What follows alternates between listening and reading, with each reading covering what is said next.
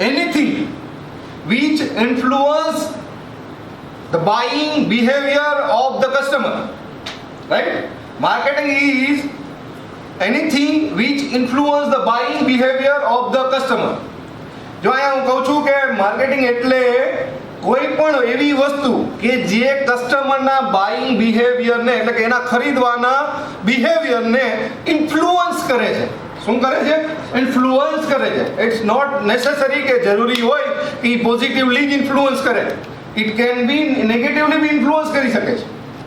સમજો, ઇન્ફ્લુઅન્સનો મતલબ એમ છે કે એને બાઇંગ બિહેવિયરને ખરીદવામાં એમાં હું કે ઘી હોમીને મદદ કરે અથવા મદદ નો બી કરે.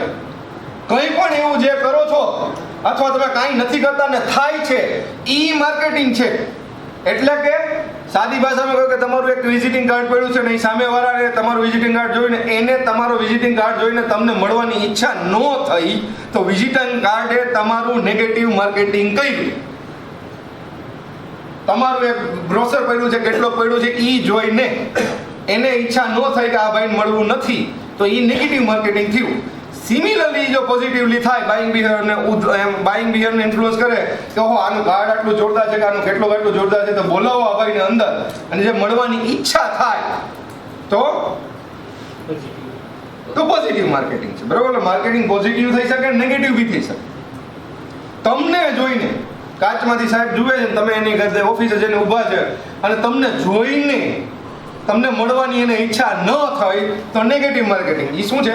પર્સનાલિટી, આઉટવેર. તમે કપડાં કેવા પહેર્યા છે, તમે જૂતા કેવા પહેર્યા છે, તમે કેવા રંગનો શર્ટ પહેર્યો છે, તમારી હેરસ્ટાઈલ કેવી છે, બરાબર? આ બધું પર્સનાલિટીમાં પણ એ બધું શું છે? માર્કેટિંગ છે.